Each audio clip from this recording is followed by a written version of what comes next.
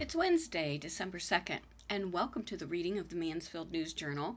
My name is Pam, and let's begin our reading with the area deaths.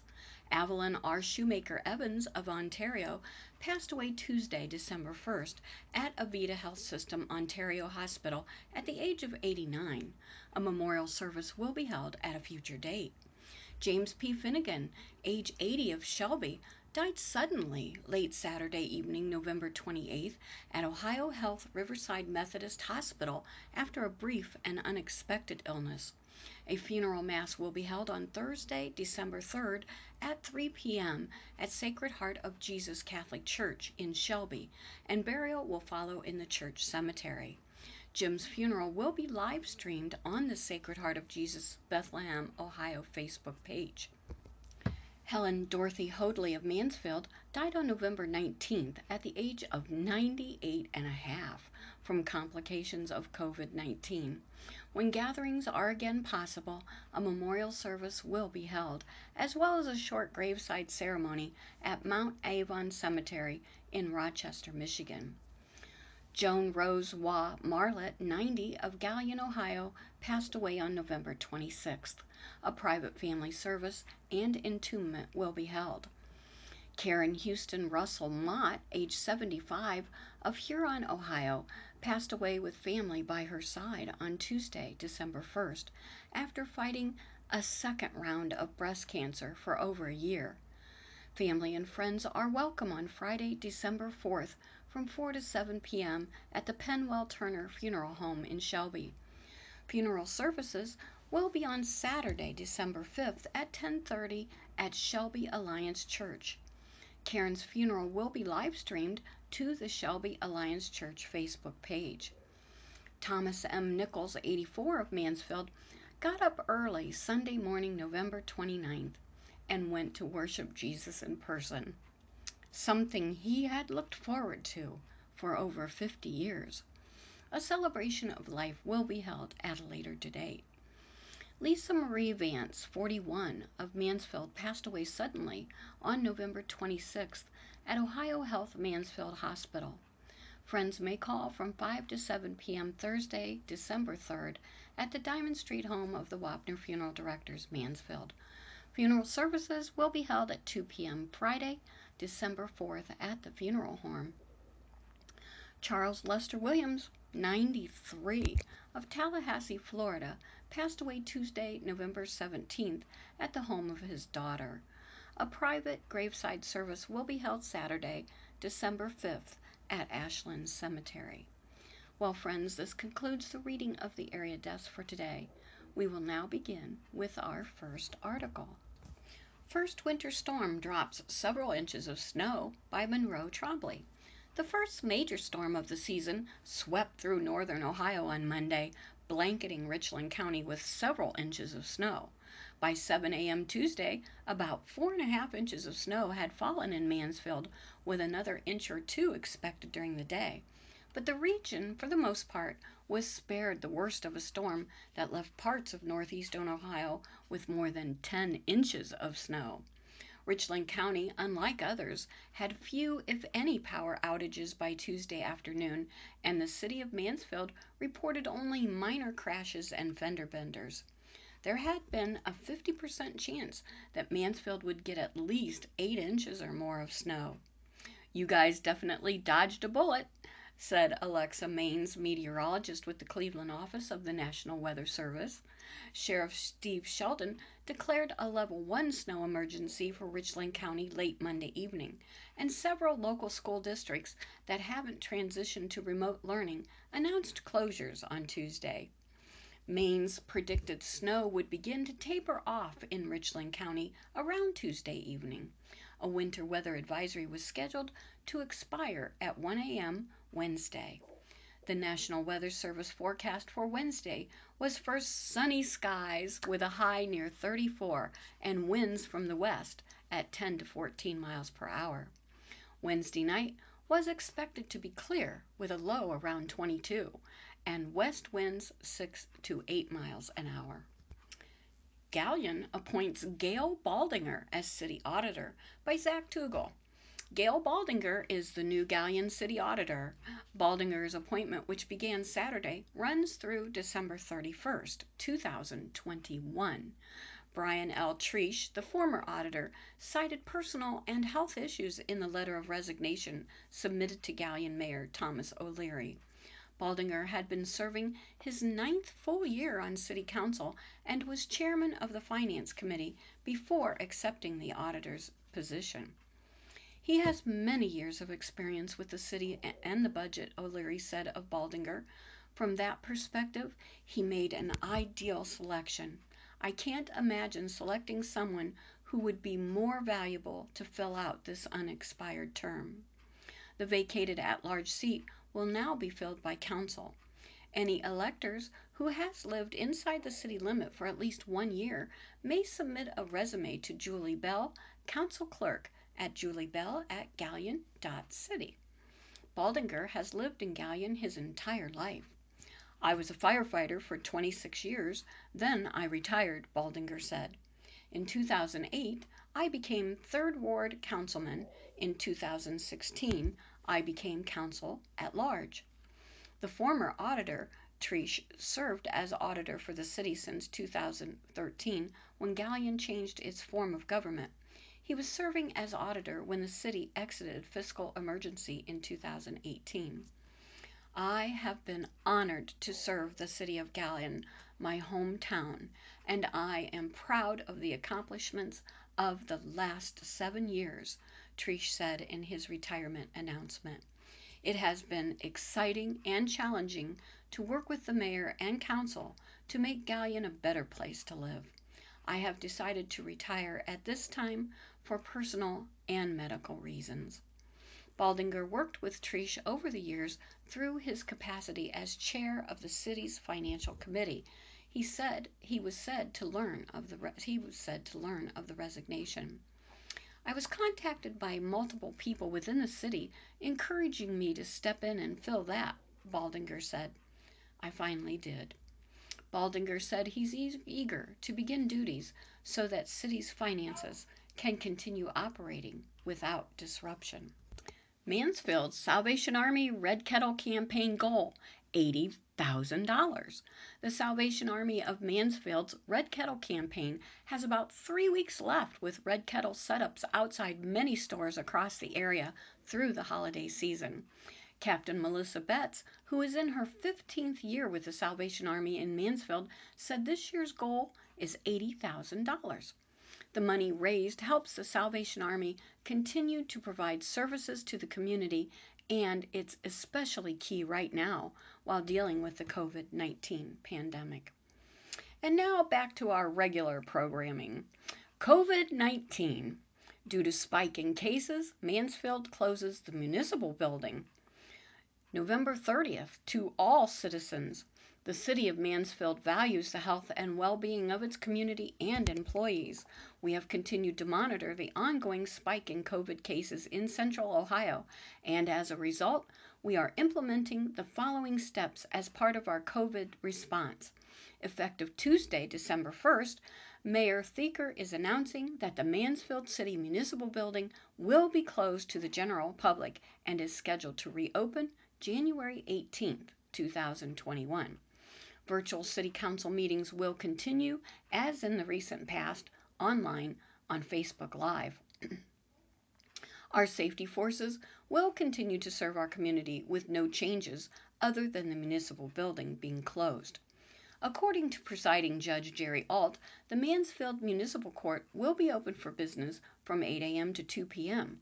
All civil trials, with the exception of evictions, are continued, and the parties will receive notice of future date and time to appear. Parties summoned to appear for a civil pretrial or status conference are to appear by telephone. Residents who need to contact the Income Tax Department may do so by calling 419-755-9711. Residents who need to contact a city department during this period may visit the city website for the departmental phone numbers. We appreciate your patience as we work diligently to maintain our service to this community, while remaining mindful of the utmost health and safety of all of our citizens. The public is being asked to do your own contact tracing by Monroe Trombley. Surging COVID-19 cases have prompted county health officials to ask that anyone who tests positive for the disease caused by the novel coronavirus do their own contact tracing. Those who have tested positive for COVID-19 since November 25th will be called by Richland Public Health and given instructions for what to tell their close contacts. The Federal Center for Disease Control and Prevention defines close contact as being within 6 feet of an infected person for a total of 15 minutes or more. Reed Richmond, spokesperson for Richland Public Health, said the health department is following new CDC guidelines released November 23rd, which recommends in part that health officials experiencing surges of COVID-19 should prioritize case investigations. Since the beginning of the pandemic, Richland Public Health has relied on existing staff to call people who have potentially been exposed to COVID-19 and encourage them to quarantine. Nurses, whose school buildings were closed in the spring, were also recruited. But the surge of cases in recent months has proved to be too much. Contact tracing is the thing that's really putting a burden on us, Richmond said in an interview. We've got lots of positive cases we still have to contact, he added. If they contact their own close contacts, that releases the burden on not just Richland Public Health, but all the local health departments that are dealing with the same problem. Coronavirus cases in Richland County first began to rise in September. Since then, each month has seen more cases than the last. According to the Ohio Department of Health, at least 1,966 people in Richland County either received a positive test result or first reported symptoms of COVID-19 in November. That's compared to 755 in all of October. That's an increase of 160%. The new cases in November represented over half of the county's case total, which reached 3,777 on Monday. As of Monday, there were 66 people hospitalized with COVID-19 compared to 72 1 week earlier. 6 more people have died of COVID-19 since November 23rd, raising the county's death toll to 37. COVID-19 rulings on 13 more deaths are pending. Richland County has averaged 68 confirmed and probable cases of infection each day throughout November, according to Sarah Humphrey, Health Commissioner. The amount of active cases that we have at this moment is the exact amount of cumulative cases we've had up until November 1st, Humphrey said, meaning 1,853 people in Richland County are infected with COVID-19. In a news release, Richland Public Health said those who have tested positive between November 19th and November 24th will receive a letter from the health department confirming their results. Metric arrests 41-year-old man, finds guns, cash, and narcotics. On November 30th, the Metric Enforcement Unit, the Richland County Sheriff Department, and ASSORT executive search warrants at both 296 and 294 Gray Street. The focus of these warrants was on Danny L. Brown, black male 41, and his illegal activities, which involved trafficking in narcotics and receiving stolen property. During the search of 296 Gray Street, Metric detectives located over 9 ounces of suspected crack cocaine, over 300 suspected Percocet and other miscellaneous drugs. Also seized were a loaded .40 caliber Smith & Wesson handgun and $14,669 in U.S. currency. The narcotics carried a street value of over $40,000. Detectives from the Sheriff's Department also located a large amount of stolen property at the same address. Subsequently, Mr. Brown was incarcerated at the Richland County Jail on charges of F1, trafficking in cocaine, possession of cocaine, F2, trafficking in Schedule II narcotics and possession of Schedule II narcotics, and weapons under disability. Metric Commander Lieutenant Jason Bayman stated that, again, it was the tips received from the community, the daily work from detectives, and the collaboration between Metric and the Richland County Sheriff's Department that ultimately removed a career criminal from the streets of our community. The Metric Enforcement Unit will continue to seek those that pollute our streets with narcotics, and Lieutenant Bauman encourages all citizens to continue reporting suspected drug activity. Citizens can call the Metric Crime Tip Hotline at 419-52-CRIME. That's 419-522-7463. Our Highway Patrol reports 9 deaths on Ohio roads over the Thanksgiving holiday. 9 people were killed on Ohio roadways over the 5-day Thanksgiving holiday, according to the Ohio State Highway Patrol. Of the 9 people that died, 2 were pedestrians, 4 were not wearing a seatbelt, and 2 involved impaired driving. The patrol says its troopers arrested 298 people for operating a vehicle while impaired, and an additional 193 arrests were drug-related from last Wednesday through Sunday. Last year, 18 people were killed on Ohio roadways over the Thanksgiving holiday. Well, Aldi purchased a site in Bucyrus, but no plans are announced. By Jerry Goebel. Aldi has purchased the site of the former Al Smith's place on East Mansfield Street, according to county records. Records obtained through the Crawford County Auditor's Office website shows that Aldi Inc. purchased the property at 1885 East Mansfield Street on November 16th for $199,000. The records listed the company's business address as 1319 West 130th Street, Hinckley. The company did not respond immediately to an email asking about the plans for the site, which was once home to Al Smith's place, and before that, Otto's Dining Room and a Best Western Motel. A sign in the front of the property from A. Craig A. Miley Realty and Auction indicates it has been sold. Bucyrus Mayor Jeff Resser confirmed the sale, but said he could not comment any further. You're going to have to ask them, he said. I can't speak for them. The property recently was annexed into the city on September 15th. Bucyrus City Council unanimously approved a pair of emergency ordinances to provide services for and accept annexation of roughly 3.59 acres at 1885 East Mansfield Street. The annexation was subsequently approved by the Crawford County Commissioners, Resser said. It is zoned residential, but at a meeting last week, the city's Planning Commission approved a rezoning request to make the property general business, Resser said. The request next will be considered by Council's Platting Committee, then would move on to the full Council for a final vote. We do have a potential business that's interested in possibly opening there at the site. They would demolish the property and open their own site, Resser said in September, while the annexation was in the works.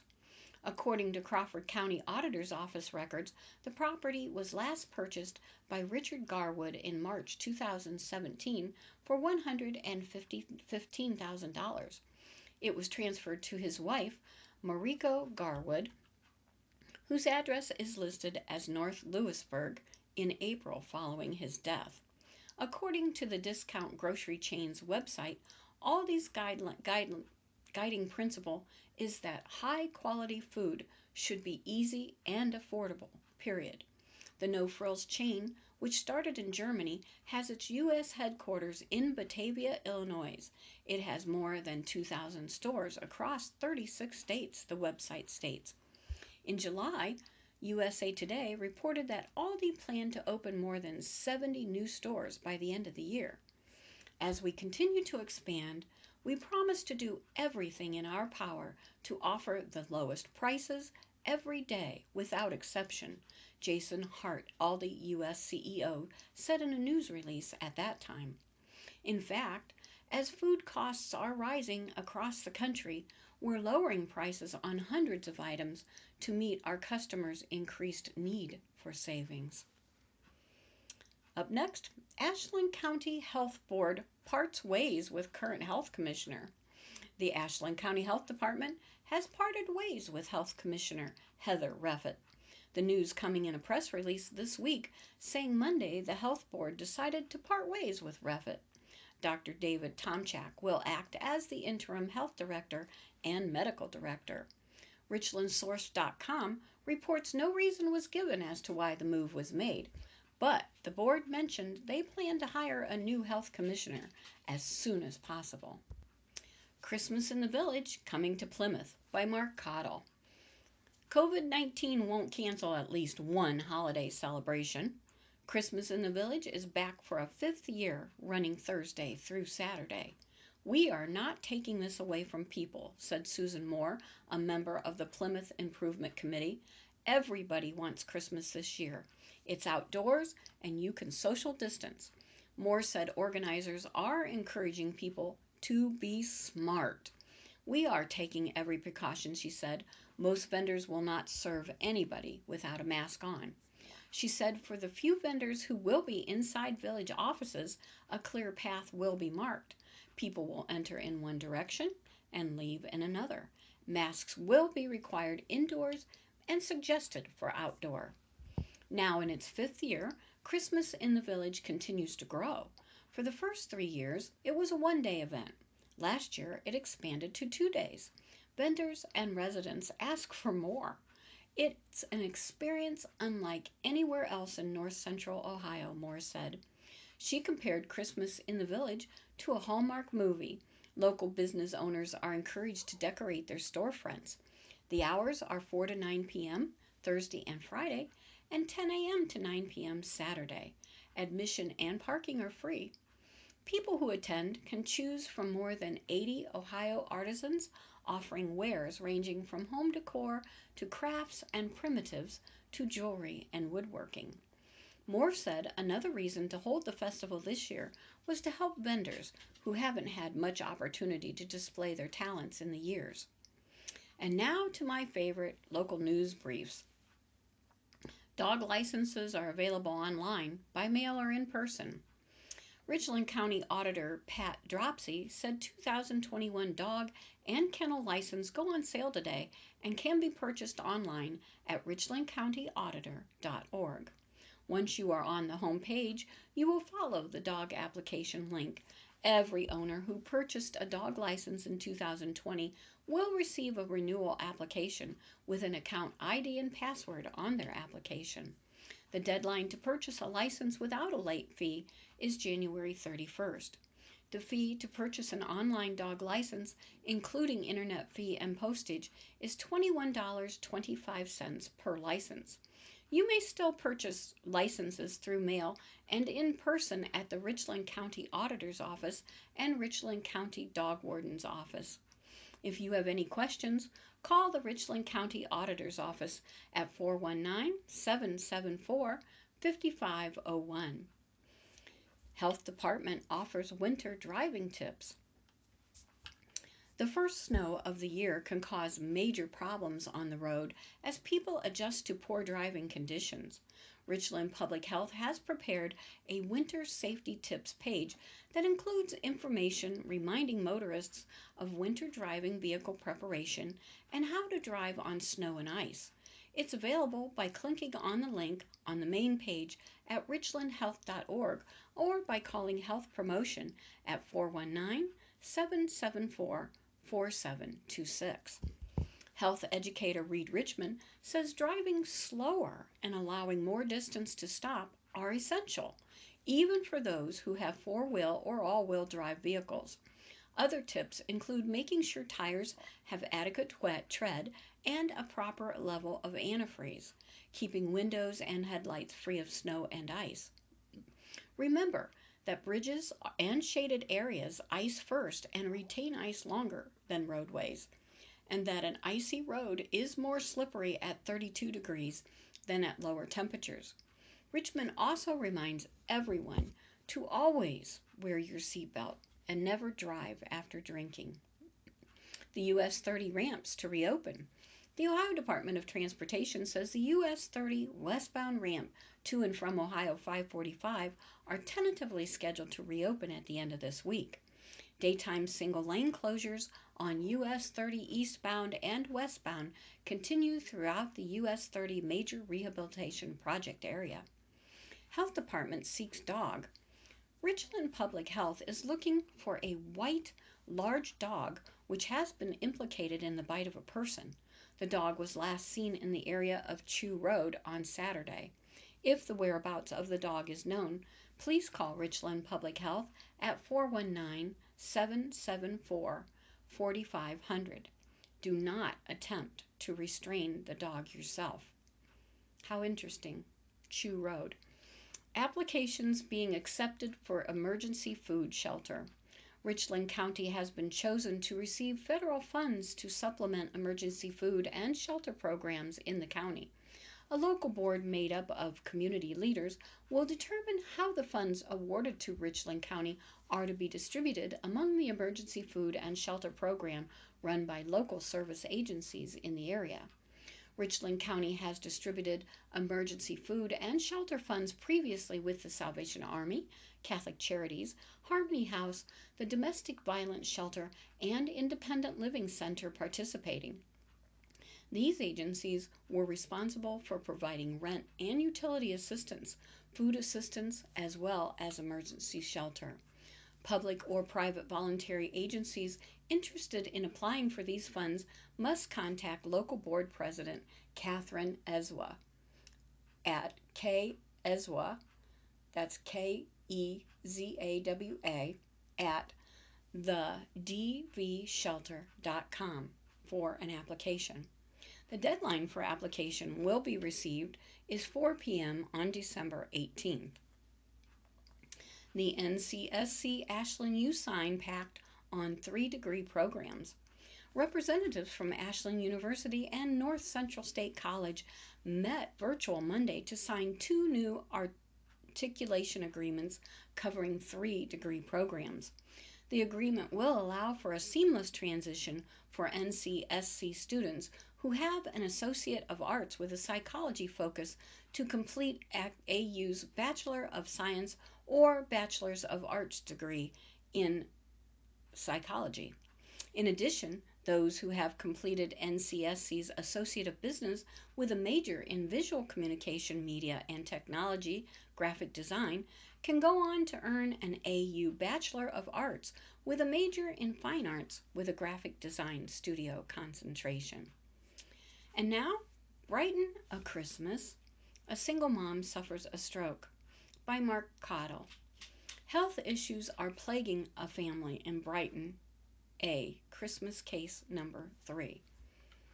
A 39-year-old woman is raising her 8-year-old son on her own.